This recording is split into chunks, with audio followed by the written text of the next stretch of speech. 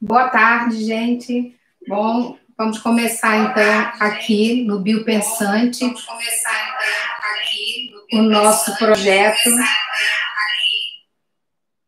O nosso projeto que está relacionado com o projeto lá do Kang Enem, né, que tem uma proposta de colocar aulas para que os alunos possam, nessa época de quarentena, estar estudando em suas casas, né? E então, o Biopensante está aqui no Mago da Física, ele vai ficar aqui para que vocês possam, em outros momentos, também resgatarem esses momentos que a gente vai passar aqui com vocês. Bom, a gente vai falar hoje sobre fisiologia.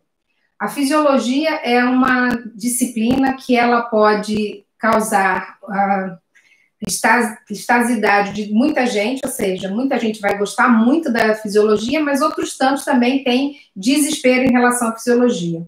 Isso porque são conceitos, são construções mentais que precisam de várias habilidades do pensamento superior, ou seja, nós precisamos saber como é que se classifica, como é que se identifica, como é que se explica, quais são as descrições que são importantes dentro do funcionamento do organismo. Então, todas essas habilidades do pensamento superior são requeridas para que a gente possa falar da fisiologia.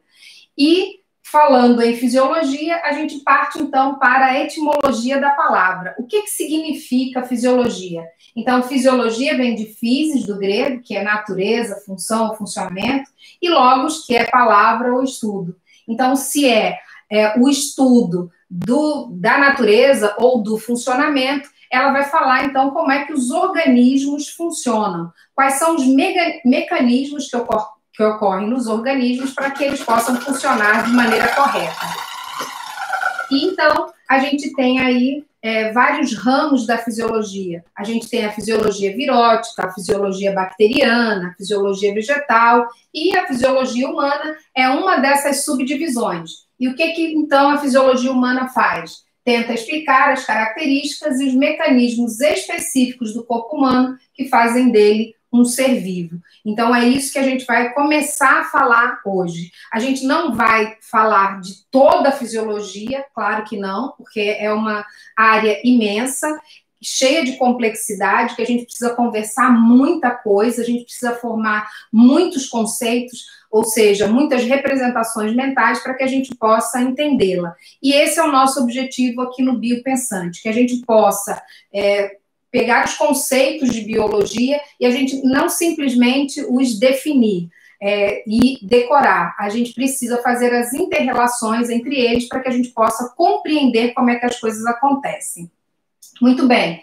Partindo, então, da etimologia, a gente já sabe que é o funcionamento do organismo, a gente vai ter que prestar bastante atenção em duas coisas que serão necessárias a partir de então, que é a nossa leitura, ou seja, o nosso pensamento crítico em relação a tudo aquilo que a gente vai conversar, tudo aquilo que vai ser mostrado hoje para cá. E o que significa isso, ter um pensamento crítico? A gente precisa saber o que o autor quis dizer quando ele falou isso. Todos os autores falam da mesma forma? Qual é a perspectiva que ele está me mostrando aqui? Como é que ele vê a ciência? E tudo isso ele passa para o livro que ele escreveu. E o pensamento dele fica assim, determinado.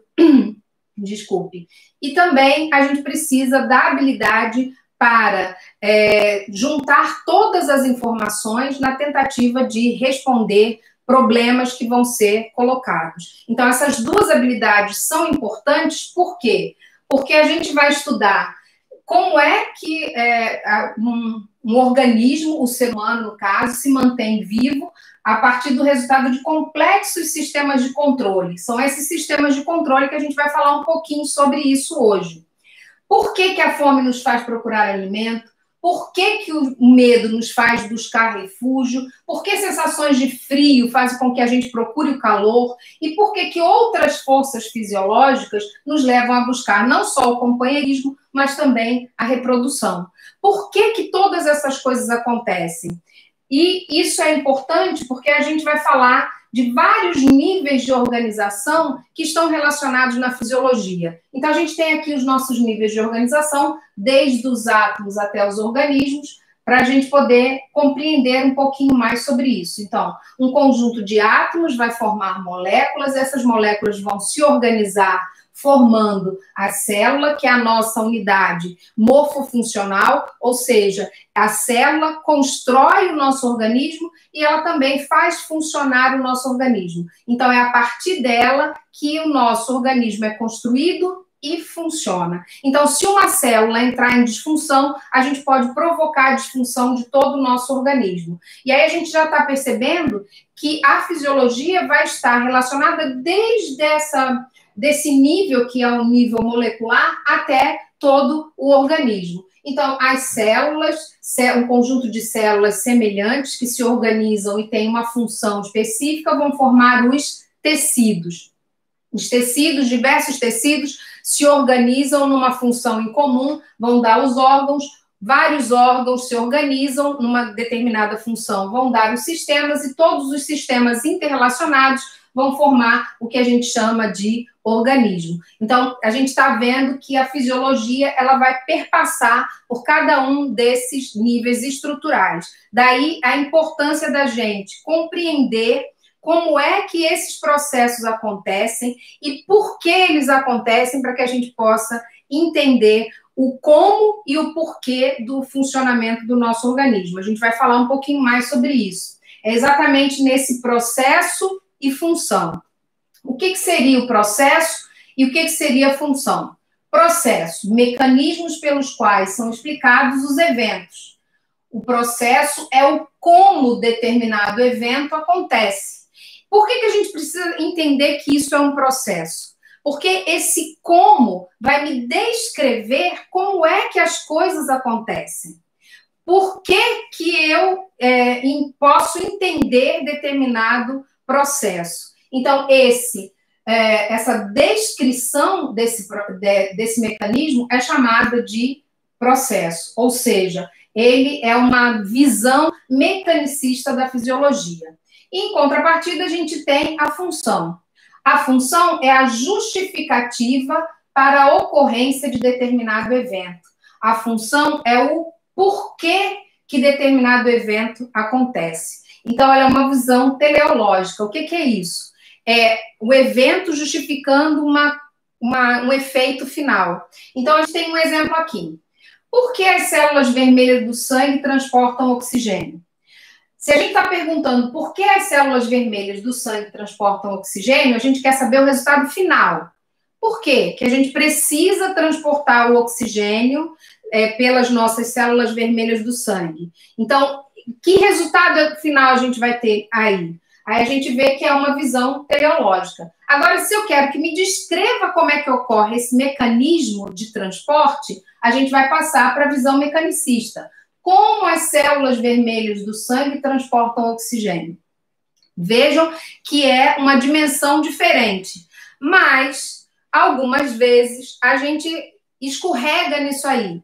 Pergunta uma determinada coisa e quer saber outra. Então, a gente pode ver, por exemplo, uma pergunta como essa. Por que as células vermelhas do sangue transportam oxigênio? Mas o que a pessoa estava interessada era saber qual é a descrição deste processo. E se é a descrição, a gente está falando do processo, do mecanismo, que é mecanicista, portanto.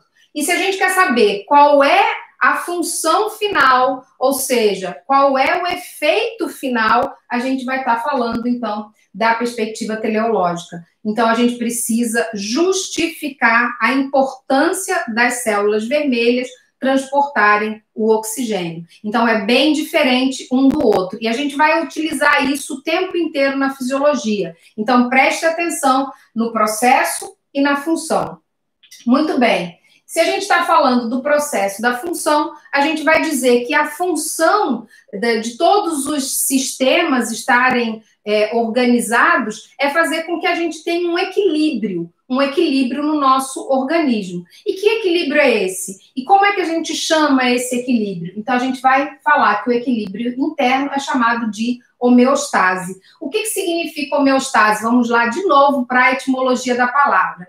Vejam que a etimologia da palavra ela é importantíssima para a gente, porque ela vai dizer sobre aquilo que a gente está falando.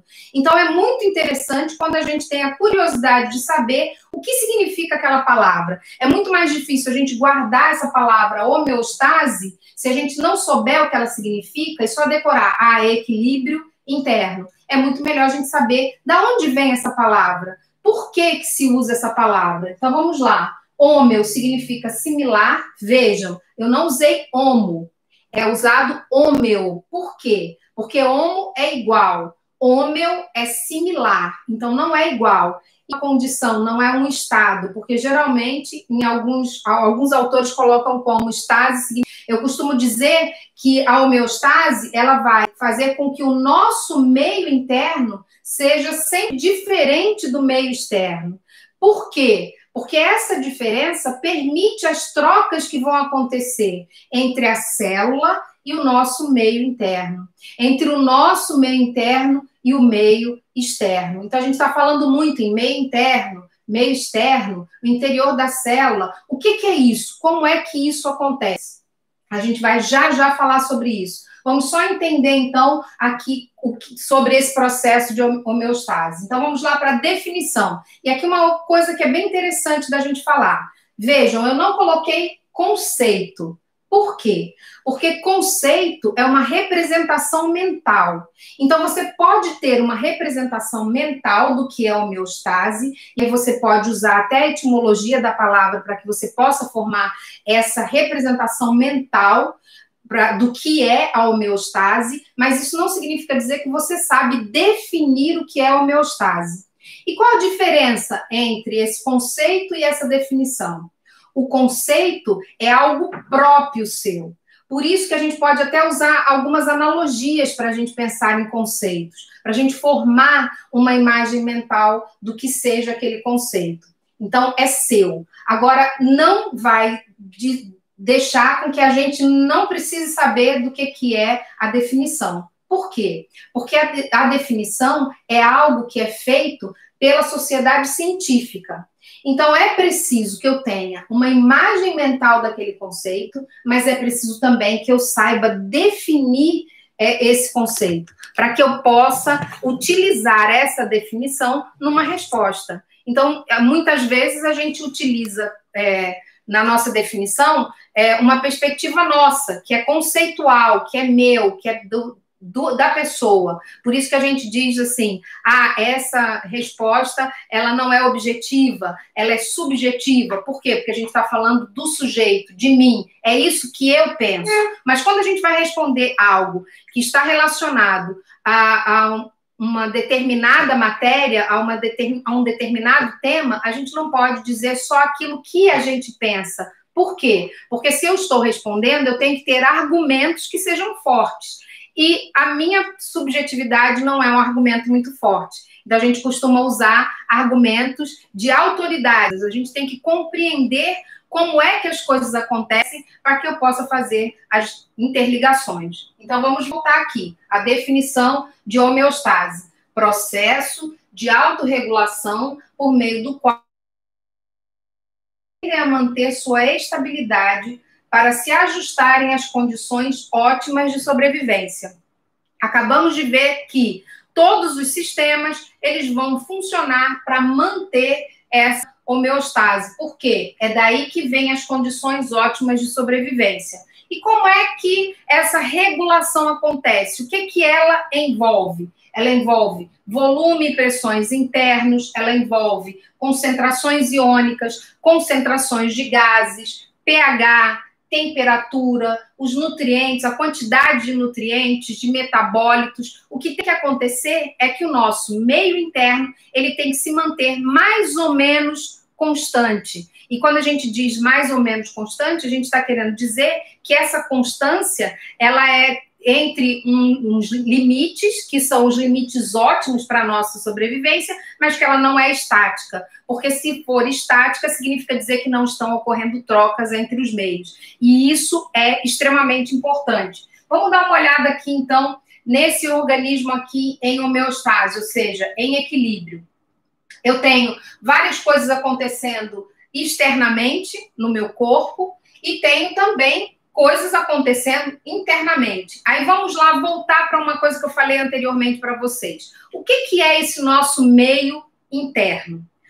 O nosso meio interno não é, por exemplo, dentro do nosso sistema digestório, nem dentro do nosso ouvido, nem dentro de algum outro órgão oco que a gente tenha. Isso está fora do nosso corpo. Então, o nosso meio interno é a substância que banha as nossas células, a substância que é chamada de intercelular. Então, a gente tem um meio que é o interior das células, e a gente tem esse meio que está separando o interior das células do meio que está aqui fora, desse ambiente que está aqui fora. Então, ele é intermediário entre esse ambiente aqui fora e o interior de cada uma das nossas células. E a gente chama isso de nosso meio interno.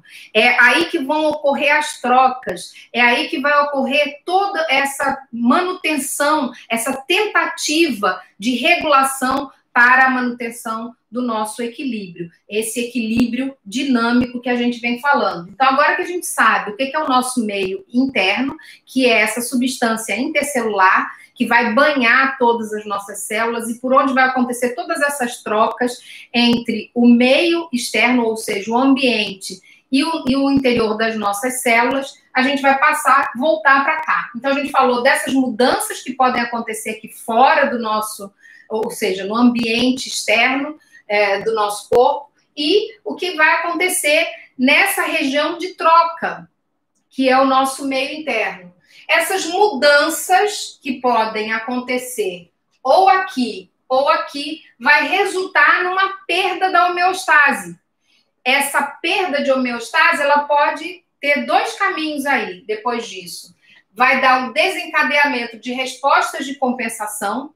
Se essas respostas de compensação não forem suficientes, eu tenho uma falha nessa compensação e eu vou ter uma doença, uma enfermidade.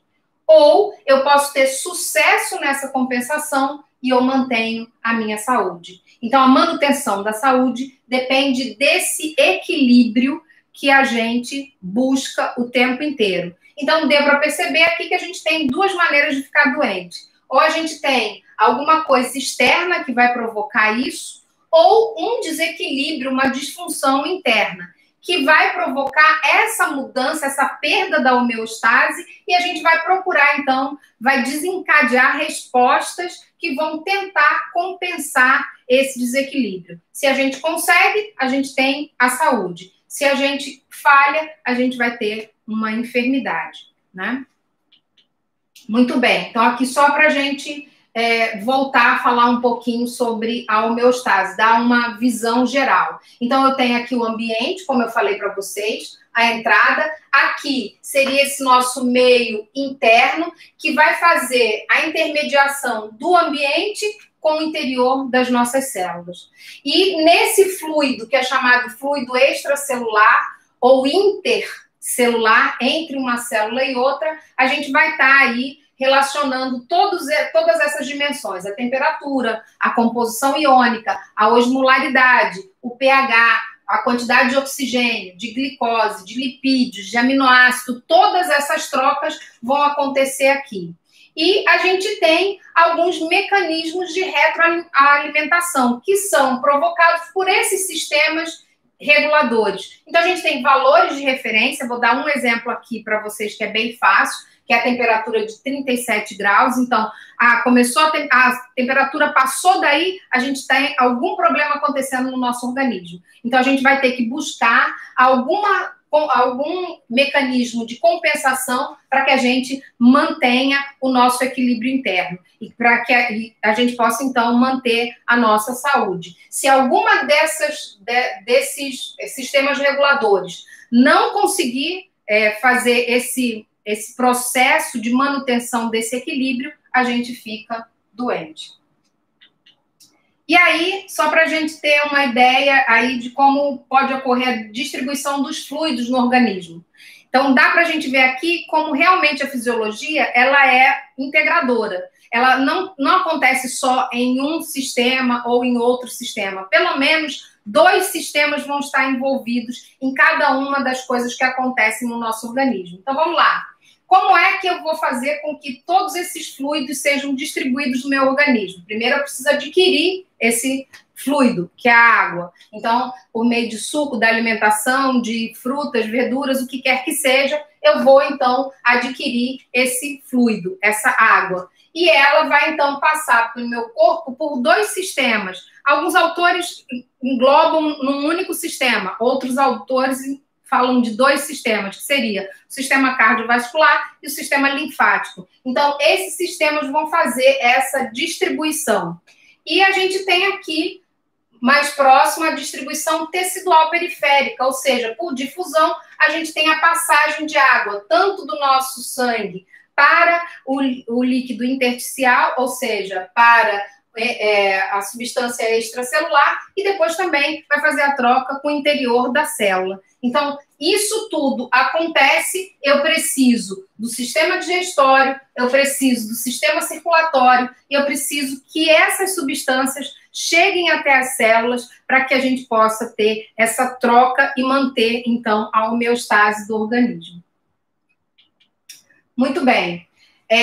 Já que a gente vai falar de cada um desses sistemas, a gente vai fazer um resumo aqui para a partir daí a gente continuar. A gente tem várias funções. Lembra que a gente falou dos mecanismos, ou seja, do como e do porquê? Então, a gente falou do como é que as coisas acontecem, como é que a gente descreve um evento, e a gente falou também do porquê acontece esse evento. Então, a gente vai se centrar agora exatamente nesse porquê acontecem esses eventos. Esses eventos estão relacionados, então, às funções do organismo. E aí vocês vão encontrar também diferentes autores falando de formas diferentes. Então, a gente fez aqui uma visão que é muito também da minha... de como eu gosto de falar sobre isso, de como eu faço essa interação. Tem uma visão pessoal minha, particular. Então, vamos lá. Existem basicamente 5 funções fisiológicas, ou seja, existem 5 porquês de todos os eventos que acontecem no nosso organismo. Então, a função vegetativa. O que é essa função vegetativa? É aquela função que vai manter o nosso organismo funcionando cada dia.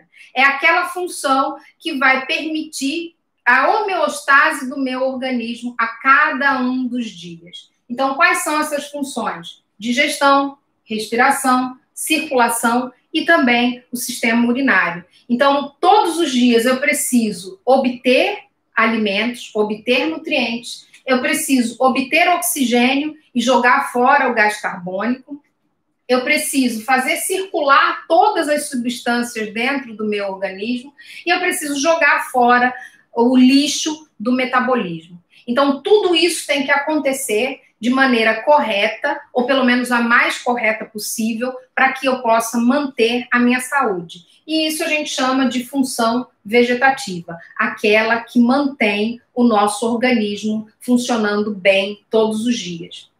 Depois a gente tem também 2 funções que são importantíssimas, que são correlacionadas, que vão formar a função de coordenação, que é endócrina e nervosa. São os sistemas endócrino ou hormonal e o sistema nervoso que vai fazer essa regulação. Ele vai ser responsável por perceber o que está acontecendo e tentar ter essa compensação para que o organismo continue na homeostase. É assim que a gente consegue a homeostase. Então, com o sistema endócrino ou hormonal e o sistema nervoso. A gente tem as funções de relação. E aí, nas funções de relação, a gente vai ter todas aquelas que vão permitir o nosso relacionamento com o meio externo, ou seja, com o nosso ambiente. Então, quais são elas? Locomoção, todos os sentidos, e a gente ainda tem a fonação. É a partir daí que a gente vai poder, então, se relacionar com o ambiente. Quando uma pessoa está em coma, ela não tem como agir com as funções de relação. Ela não se relaciona com o meio. Ela tem que manter todas as suas funções vegetativas, senão ela não consegue sobreviver. Mas ela pode viver sem as funções de relação. A gente tem também as funções de defesa, que a gente vai ter dois sistemas relacionados a isso, que é o sistema imunológico e o sistema tegumentar, ou seja, a nossa pele, que é a nossa primeira defesa. E a gente tem também a função de reprodução. Essa é a única que a gente não consegue fazer sozinho. A gente está falando do corpo humano. Então, essa não tem condições da gente fazer sozinho. A gente precisa de um outro indivíduo. E ela tem como função não manter este organismo, mas manter a espécie. E aí a gente tem o nosso sistema genital, que vai fazer parte dessa função. Então, vejam as funções vegetativa, de coordenação, de relação, de defesa e a função de reprodução. Lembrando, elas vão explicar, elas vão justificar o porquê dos eventos acontecerem no nosso organismo. E aí, então, a gente passa para ver de uma maneira geral todos os nossos sistemas, né? Ou pelo menos como Silverthorne vê esses sistemas. E a gente tem uma condição de estado interno estável. Lembrando que essa condição estável, a gente está falando que ela é dinâmica. Não há uma estabilidade estática. Ela é dinâmica. A passagem de substâncias de um meio para o outro o tempo inteiro. Se os dois meios ficarem iguais, significa dizer que não há mais vida. Então, vamos lá. A gente tem aí o nosso corpo, o organismo como um todo, e a gente tem o sistema respiratório mandando oxigênio, obtendo, melhor dizendo, oxigênio pelos pulmões, né? Ele também pode ir pela boca. A gente tem o sistema circulatório, que a gente tem os vasos sanguíneos e o coração.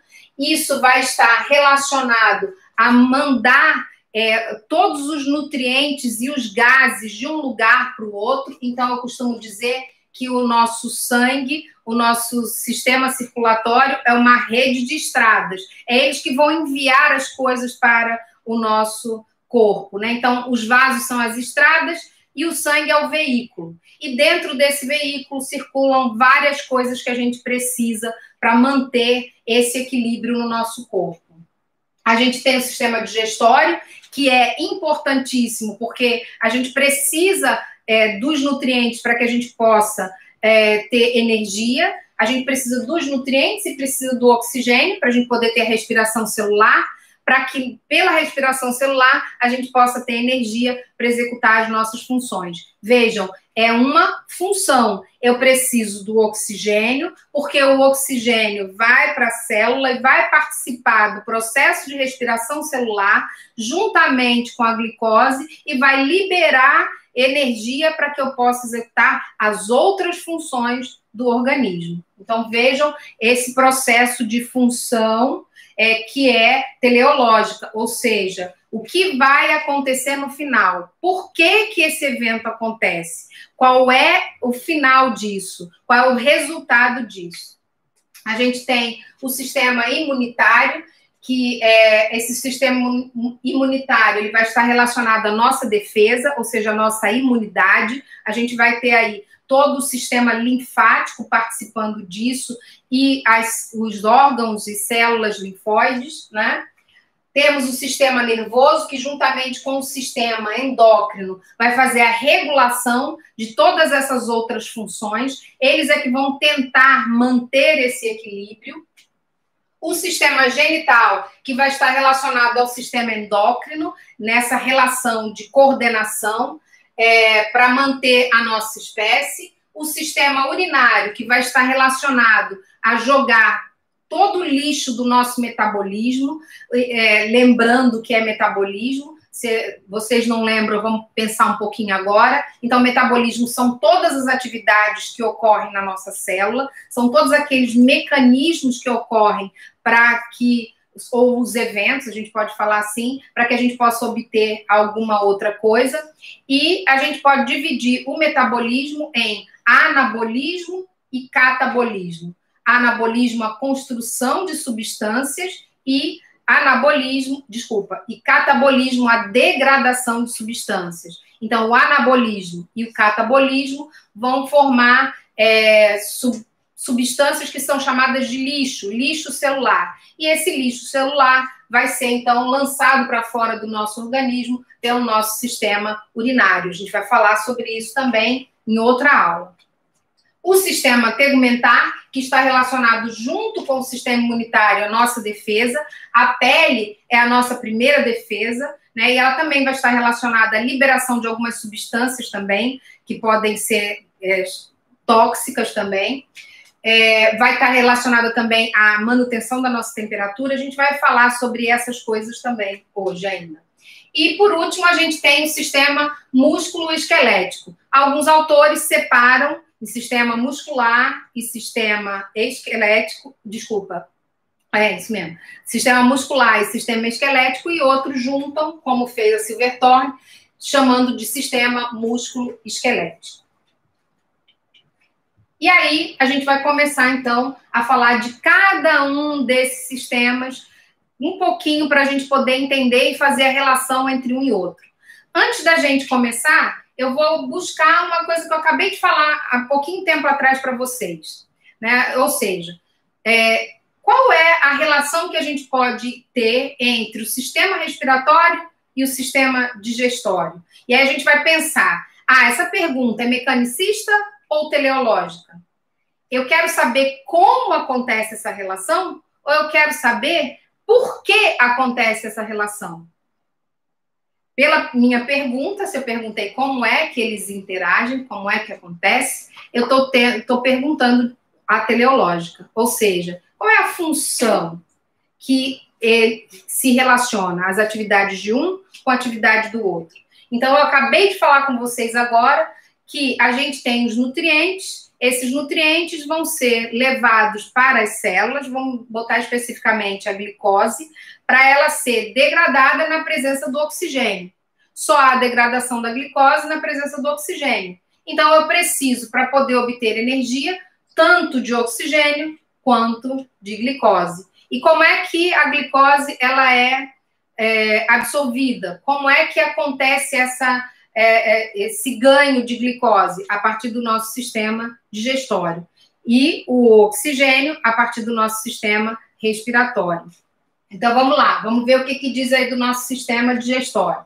O que é o sistema digestório? É um tubo longo que vai desde a boca até o ânus, e ele tem, que é chamado de trato gastrointestinal, e ele tem os seus órgãos anexos, que vão ajudar nessa degradação, que são as glândulas salivares, o fígado, a vesícula biliar e o pâncreas. Mas o que acontece nesse sistema digestório?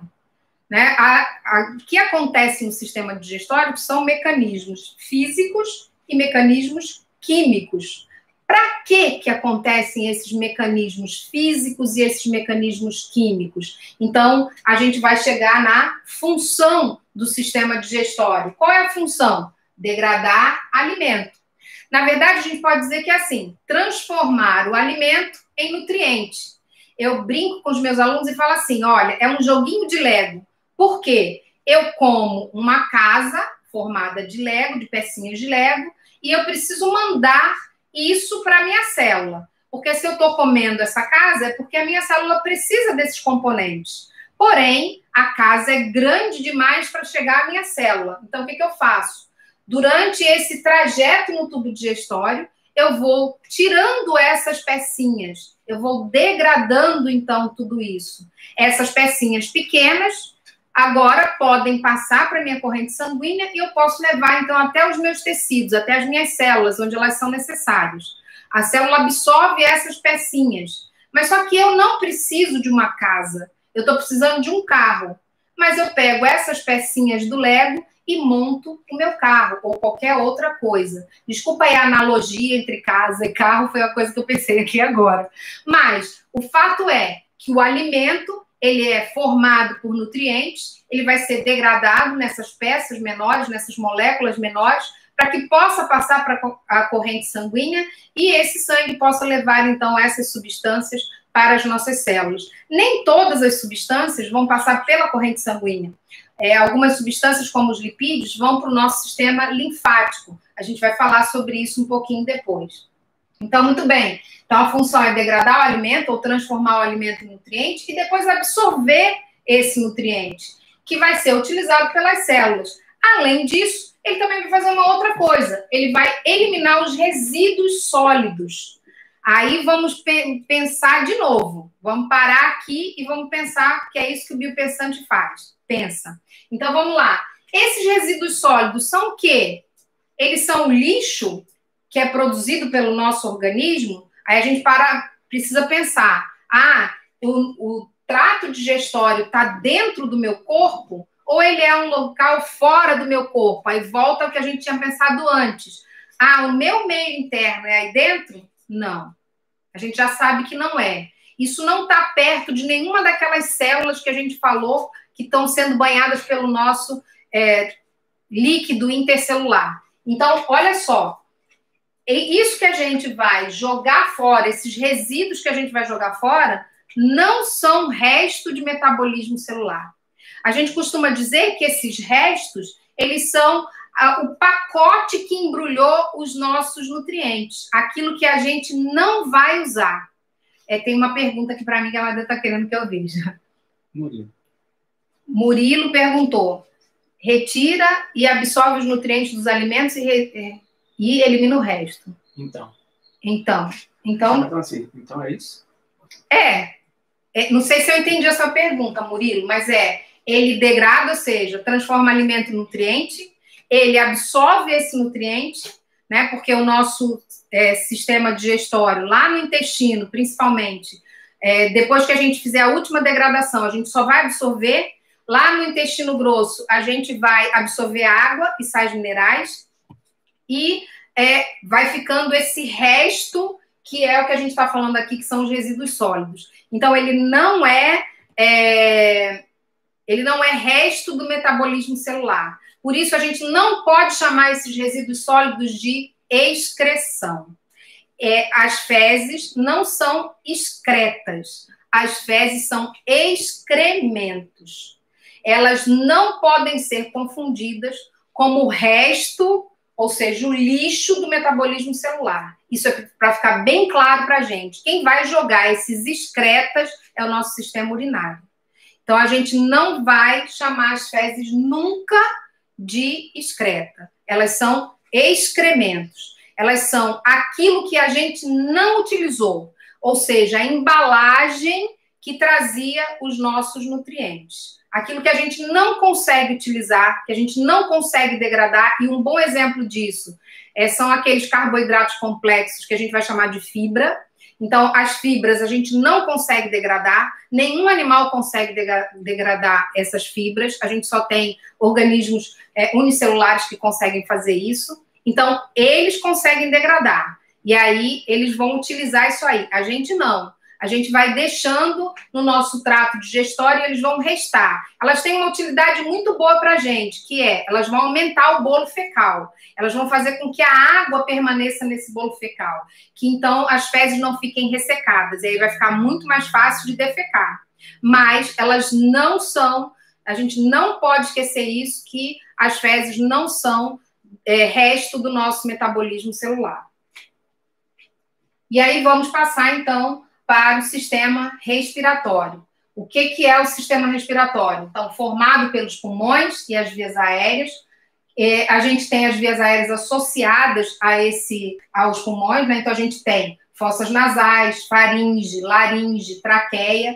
Aí tem uma coisa interessante, que é a faringe, que a gente chama de garganta. Ela tanto faz parte do nosso sistema digestório quanto do sistema respiratório. Então, por isso, a gente também pode respirar pela boca. A gente precisa dessa passagem, porque é ela que vai interligar ou vai separar esses dois caminhos, né? E aí depois a gente tem a laringe, que é onde a gente tem as nossas pregas vocais, que vão ser utilizadas para a fonação.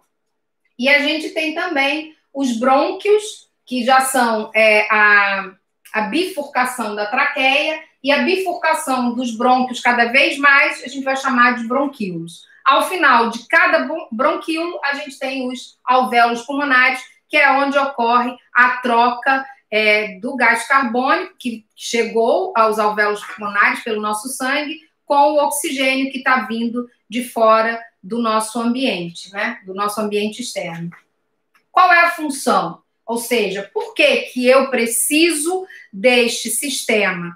Qual é o evento que vai acontecer lá na frente que justifica a ocorrência disso tudo? O que vai acontecer é que eu preciso do oxigênio para poder fazer a respiração celular. Então, a função dele é fornecer oxigênio e, em contrapartida, ele também vai eliminar o dióxido de carbono, ou seja, o CO2. E ele vai auxiliar a regulação do equilíbrio ácido-base. A gente vai falar sobre isso em outra aula, como é que a acidose e a alcalose vão estar relacionadas a esse equilíbrio. Isso aí é para uma outra aula. Muito bem, vamos para o nosso sistema cardiovascular. É formado pelo coração, os vasos e o sangue. Então, a gente tem aí como função desse sistema distribuir oxigênio, nutrientes às células, auxilia na manutenção do equilíbrio ácido-base do corpo, protege contra doenças, previne hemorragias pela formação de coágulos sanguíneos, auxilia na regulação da temperatura corporal. Nossa, mas ele faz isso tudo? Ele faz isso tudo porque ele tem como um dos componentes desse sistema o nosso sangue. E o sangue, como eu falei, é o veículo pelo qual todas as substâncias vão ser transportadas para todo o nosso corpo. Então, ele vai ter inúmeras funções. Ele vai proteger contra doenças, porque no nosso sangue, no nosso sistema linfático também, vão ter as células de defesa, os leucócitos. Ele vai estar relacionado ao equilíbrio ácido-base, por quê? Porque os gases vão estar sendo transportados por ali também. A gente vai ter substâncias sendo transportadas, eletrólitos sendo transportados ali também. Então, tudo isso vai estar relacionado. E a gente tem como regulação da temperatura corporal, porque ele vai estar também relacionando essas trocas com o meio externo. A gente vai falar disso tudo mais para frente. E o coração, ele vai bombear esse sangue. Se os vasos são as estradas, o coração, ele vai dar a energia suficiente para esse veículo transportar todas essas substâncias. Então, é ele que vai dar a propulsão para que isso aconteça. E aí, o sistema linfático e imunológico, que alguns autores colocam junto com o sistema circulatório. Então, o sistema circulatório poderia ser chamado de aquele sistema que engloba tanto o sistema linfático como o sistema cardiovascular. Aqui, eu preferi separar os dois de forma didática para ajudar vocês a compreender um pouquinho melhor isso. Então, qual é a diferença entre um e outro? Aqui a gente está vendo que ele é formado pela linfa, que é esse líquido, que que é muito semelhante ao sangue, só que a única diferença é que ele não tem as células vermelhas, as hemácias. Por isso, ele é um líquido incolor. Ele não vai ter a cor vermelha que o sangue tem. E ele tem os vasos, os órgãos linfóides, mas ele não tem o coração. Então, ele não tem nada para bombear esse líquido. E aí, então, esse líquido ele vai ser sempre drenado a partir dos nossos tecidos e vai ser enviado para que volte a fazer parte do nosso sangue, para que a gente possa executar as trocas com o meio externo. Então, qual é a função desse sistema linfático e imunológico? Ele drena o líquido intersticial, ou seja, aquele líquido entre uma célula e outra. Ele transporta gorduras do trato gastrointestinal para o sistema cardiovascular. Lembra que eu falei para vocês que quase todos os nutrientes eles iriam para a corrente sanguínea. Quase todos, por quê? Porque as gorduras elas caem direto no sistema linfático. E é por isso que a gente pode entender um pouco quando a gente fala assim, mas por que o coração é tão afetado quando a pessoa come gordura? Exatamente porque essa gordura ela vai cair no sistema linfático e ela volta a fazer parte do nosso sistema circulatório muito pertinho aqui do coração. E é isso que faz com que possa acumular gordura nesta região. Muito bem. A gente tem, então, o sistema linfático matura e faz proliferar leucócitos, que são as células brancas do sangue, que vão estar relacionadas com a defesa contra os invasores. E isso também vai ser conduzido, né, à produção de anticorpos, ou seja, tudo isso acontece para que a gente possa manter o nosso corpo em equilíbrio e se defender dos organismos invasores. E aí a gente vem para o nosso sistema urinário.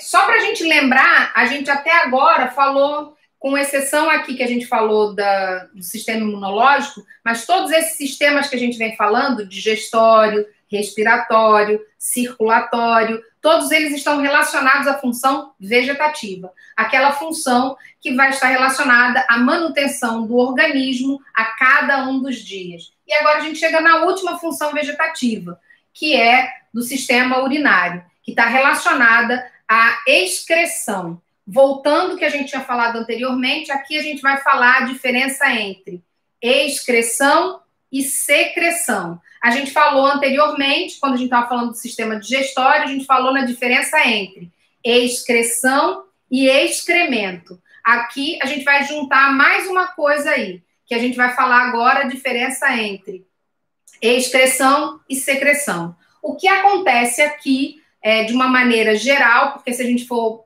particularizando cada um dos mecanismos, a gente vai ter secreção também, mas a função primordial do sistema urinário é excretar, é produzir e jogar fora substâncias que são resultado do metabolismo celular, substâncias que não são mais importantes para o nosso organismo, ou que estão em excesso, ou que são tóxicas. Então, vamos lá, vamos ver como é que é composto o sistema urinário.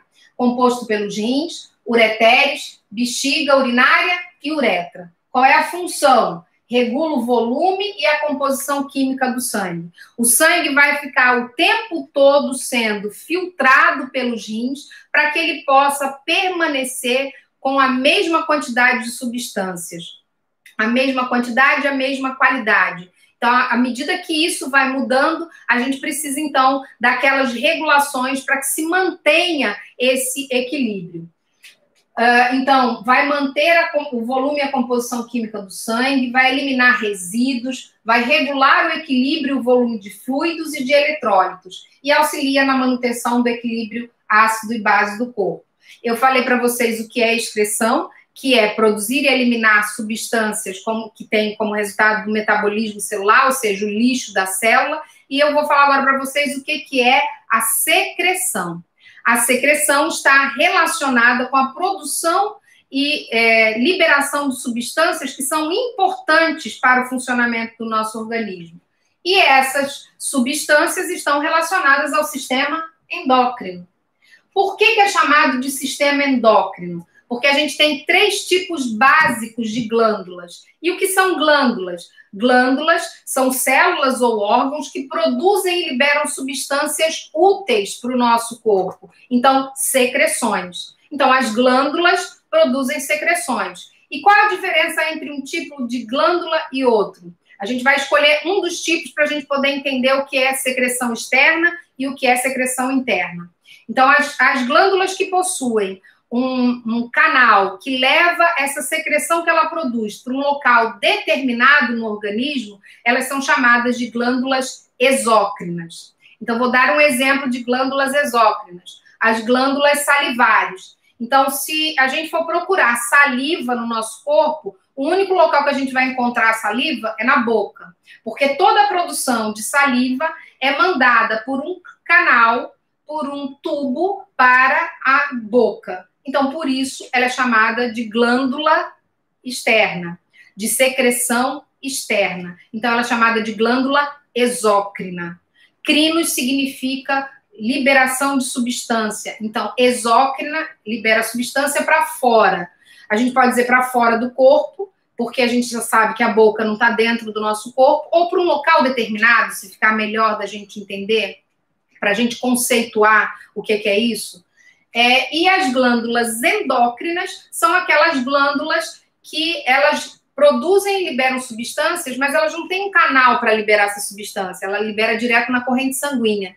Então, essa substância vai passar por todo o nosso organismo, porque ela cai na corrente sanguínea. São os nossos mensageiros químicos, os hormônios. Então, todos os hormônios são produzidos por glândulas endócrinas, de secreção interna. Então, a gente pode chamar o sistema hormonal de sistema endócrino. E quando a gente também tem algum problema hormonal, a gente procura um endocrinologista. E as glândulas mistas são aquelas que possuem uma parte onde a glândula lança a sua substância, a substância que ela produz, na corrente sanguínea, e outra parte dessa glândula lança a substância no sangue. E eu não sei mais o que foi que eu falei primeiro, mas vou falar de novo. Ela tem uma glândula externa e uma glândula interna, por isso elas são chamadas de anfícrinas ou mistas. Por que esse nome anfícrina? Eu gosto da etimologia, você já sabe. A gente conhece o que significa essa palavra, que a gente não lembra. O que é um carro anfíbio? É um carro que pode andar na água ou na terra. Esse anfi significa dois. Daí o nome anfícrina, que a gente já falou o que significa crinos. Então, ela é uma glândula que produz secreção interna, que vai cair na corrente sanguínea, e também produz secreção externa, que vai para um local determinado. E a gente tem uma glândula dessa bem famosa, que é o nosso pâncreas. Ele vai produzir suco pancreático e vai produzir insulina. Então, vejam aí como é que é importante a gente saber a etimologia da palavra, porque a gente não precisa mais esquecer. Por que anfícrina? Porque ânfio significa dois tipos, né? E aí vamos ver, então, qual é a função desse sistema endócrino e como ele é formado. A gente até já sabe, mas vamos lá. Ele é composto por glândulas que produzem substâncias químicas reguladoras de funções fisiológicas. E qual a função? Regula as atividades do corpo por meio de mensagens químicas, a gente já falou sobre isso, que são os hormônios, e ele é transportado pelo sangue aos diversos órgãos-alvos. Por isso que ele é chamado de sistema endócrino, porque todas as substâncias que ele secreta, que ele produz, é lançado na corrente sanguínea e não num local determinado. Por isso que a gente tem que ter muito cuidado quando a gente lida com hormônios. A gente não sabe direito quanto tempo ele vai ficar circulando na nossa corrente sanguínea e quais são os efeitos finais que a gente pode obter. Muito bem. Então, a gente agora saiu da função vegetativa e a gente veio para a função de controle, de coordenação. Qual é o outro da função de coordenação? Sistema nervoso. Então, o sistema nervoso é formado pelo encéfalo, pela medula espinhal e todos os nervos que são os cranianos e os raquidianos. E o que isso envolve? Qual a função dele? Qual é o teleológico dele? Então, vamos lá. Regula as atividades corporais por meio de impulsos nervosos, detectando mudanças no ambiente, interpretando-as e respondendo às mesmas, causando contrações musculares ou secreções glandulares. Veja aí que ele vai ter uma relação, uma inter-relação íntima com o sistema endócrino. A gente costuma até falar assim, qual é a diferença básica entre a coordenação do sistema hormonal e a coordenação do sistema nervoso? O básico o sistema nervoso ele tem respostas rápidas e efêmeras, enquanto que o sistema endócrino tem respostas lentas e duradouras. Então, rapidamente, eu tenho uma resposta do meu sistema nervoso, mas essa resposta cessa rapidamente. Se eu preciso dar continuidade a essa resposta, se ela precisa ser contínua, ou pelo menos um tempo longo, de longa duração, o sistema nervoso vai ativar alguma glândula para que ele libere esse hormônio, então essa resposta seja mais com tempo maior. Muito bem. A gente depois vai falar muito mais do sistema nervoso, porque a gente vai falar até dos órgãos dos sentidos também, quando a gente estiver falando do sistema nervoso. Muito bem. Sistema esquelético. Saímos da coordenação, que era sistema nervoso e sistema endócrino, e agora a gente vai para a função de relação. É ele que vai relacionar a gente com o ambiente. Aí vocês podem dizer, eu não sabia que o osso vai relacionar a gente com o ambiente. Ah, não? E se eu preciso de comida e não tenho comida aqui? Como é que eu vou buscar essa comida? Eu preciso do meu sistema esquelético e do sistema muscular para me levar até um local, ou preciso até mesmo para lutar por essa comida. Então, eles vão relacionar a gente com o ambiente. Além disso, ele vai ter outras funções também, o sistema esquelético. Então, quais são essas funções? Primeiro, como é que ele é formado? Pelos ossos, suas cartilagens associadas e as articulações, que é exatamente um local onde um osso encontra o outro. A função: sustenta e protege o corpo, auxilia no movimento corporal, aloja células que produzem células sanguíneas, então ele tem uma função hematopoética, ou seja, de formação de células sanguíneas, e armazena minerais, né? A gente sabe disso porque a gente fala muito o tempo inteiro sobre a osteoporose. O que seria a osteoporose? A não capacidade de manter esses minerais nos ossos, né? A gente vai perdendo essa capacidade até mesmo por causas hormonais, que a gente pode falar depois também sobre isso. Então, volta de novo a regulação do nosso equilíbrio. E aí, o nosso sistema muscular, que refere-se especificamente aos tecidos musculares, e aí a gente tem 3 tipos básicos de tecidos musculares, a gente vai falar deles quando a gente falar desse sistema, que é o tecido estriado esquelético, que vai formar todos esses músculos que estão relacionados à movimentação do nosso corpo. Eu falo que o estriado esquelético é aquele que está sobre a nossa vontade, então não existe a mão boba, existe a cabeça boba, porque a minha mão só mexe se a minha cabeça mandar que ela mexa. Claro que a gente tem algumas exceções, algumas doenças que podem ocasionar alguma coisa diferente disso, mas de maneira geral, não. O estriado cardíaco, que é aquele que vai ser responsável pelo batimento cardíaco, e ele precisa ser ritmado, por isso ele precisa ser rápido também, assim como é o esquelético, o estriado esquelético, e o liso, que vai estar formando aqueles sistemas que precisam de movimentos, mas que esses movimentos precisam ser vagarosos, num ritmo bem menor. E aí eu costumo fazer uma analogia, aliás, é uma lembrança. O nosso tubo digestório é formado por músculo liso, graças a Deus. Por quê? Imagine aí a contração, quando ela aumenta um pouquinho, a gente tem cólicas horríveis. Imagina aí se o tempo inteiro essas contrações fossem rápidas. Então ia ser muito mais doloroso para a gente. A gente nem sente que o nosso intestino está se mexendo o tempo todo aqui, exatamente porque são movimentos lentos, para que ele possa, então, empurrar esse bolo alimentar até o final, quando ele vira bolo fecal, e eliminar ele, né? Então, a função desses músculos participa da execução de movimentos, mantém a postura e produz calor. Por que ele produz calor? Porque a gente tem as células musculares para poder se movimentar, ela vai gastar energia, e uma das formas de perder energia é na forma de calor. Então, toda a energia que a gente vai produzindo quando a gente está fazendo o movimento, uma parte dela é perdida na forma de calor. Então, é por isso que quando a gente está num local muito frio, a gente começa a tremer. Essa tremedeira é uma tentativa do nosso organismo de manter a nossa temperatura. Então, quando a gente está tremendo, a gente está produzindo energia, está liberando calor, porque a gente está perdendo calor, perdendo essa energia que a gente não consegue gastar. E aí a gente tem o sistema tegumentar, que é de proteção, né, que é a nossa pele, é formado pela pele, pela cutis e as estruturas que são derivadas dela, como unha, glândula sebácea, glândula sudorípara. E a função: auxilia na regulação da temperatura corporal, protege o corpo, elimina resíduos, que a gente tinha falado isso anteriormente.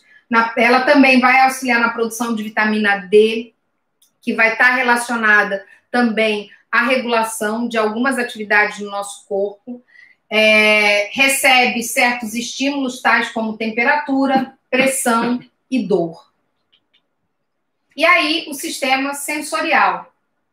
O sistema sensorial, alguns autores não falam sobre ele, não separam, colocam lá dentro do sistema nervoso, e aí no sistema nervoso fala dos órgãos dos sentidos. Eu preferi separá-lo para deixar mais didático para vocês. Então, é formado pelos órgãos receptores de estímulos do ambiente. Por que órgãos receptores de estímulos do ambiente? Porque a gente não vê com os olhos, a gente não escuta com a orelha, a gente não sente o cheiro com o nariz. Então, a gente vai receber esses estímulos, os órgãos dos sentidos recebem os estímulos e os nervos vão mandar esses estímulos para o nosso sistema nervoso central. Lá no sistema nervoso central é que vai acontecer a formação dessas sensações, ou seja, eu vou transformar esses estímulos em impulsos nervosos e esses impulsos vão ser lidos pelo meu sistema nervoso central e ele manda uma resposta que é a nossa sensação. Então, a gente vê com o nosso cérebro, a gente sente o cheiro com o nosso cérebro, a gente escuta com o nosso cérebro. Por isso que muitas vezes a gente não vê coisas que estão na nossa frente, não sente coisas porque a gente não está envolvido com o meio, né? E a gente tem aí como esses receptores, os receptores de visão, do tato, da olfação, da audição, e do paladar. Qual é a função? Ligada à função de relação. Lembrando, a função de relação está nessa função estão os músculos, o esqueleto e os nossos órgãos dos sentidos e a fonação. Aqui a fonação não está incluída porque ela não é um órgão do sentido. Então, ela relaciona o organismo com o ambiente, auxiliando na sobrevivência. A gente, quando for falar dele, vai falar bastante sobre essa importância para a sobrevivência. E aí, por último, a gente vê aí a integração entre esses sistemas, na visão da Silverthorne. Então, a gente vê aqui o sistema tegumentar, a gente vê aqui a relação com o ambiente externo, que é feita, por exemplo, pela captação de oxigênio e a liberação de gás carbônico. A gente vê outra ligação aqui, que é do sistema digestório, que vai entrar substâncias e vão sair aqueles restos que a gente não utilizou. Aqui, a gente tem o nosso sistema urinário liberando os excretas, o lixo celular, e todos eles vão estar relacionados ao sistema circulatório. A gente tem aqui o sistema genital, que vai estar relacionado com o sistema nervoso e com o sistema endócrino. Esses dois aqui vão relacionar esse sistema para que ele possa conseguir um outro organismo para realizar a função de reprodução. A gente tem o músculo e o esqueleto que vão estar relacionando a gente com o ambiente também e vão estar se relacionando com todos os outros e vão estar sendo coordenados também pelo sistema nervoso, sistema endócrino, a partir do nosso sistema circulatório. Então, vejam que o sistema circulatório é realmente aquele que vai ser o veículo para todas essas informações. E aqui a gente tem uma outra maneira de ver isso, mas é a mesma coisa. A gente está vendo aqui o sistema circulatório de vermelhinho e está vendo todas as substâncias que vão entrar e que vão sair. Então, a glicose para o processo de respiração celular, que vai liberar ATP para realizar todas as funções do nosso corpo, e a gente vai liberar esses excretas para o ambiente externo pelo sistema urogenital. E aqui, só para a gente ter uma ideia de como é que podem ser vistos todos esses sistemas, né? E aí a gente vai ter a diferença de autor para autor, nem todos eles imaginam desta forma. E aqui, só um pensamento para a gente terminar a nossa aula de hoje. O sucesso nasce do querer, da determinação e da persistência em se chegar a um objetivo. Mesmo não atingindo o alvo, quem busca e vence obstáculos, no mínimo fará coisas admiráveis. Eu espero que vocês façam coisas admiráveis. Gente, até a próxima. Muito obrigada. Aqui são as referências que eu usei para a nossa aula e até o nosso próximo encontro. Tchau.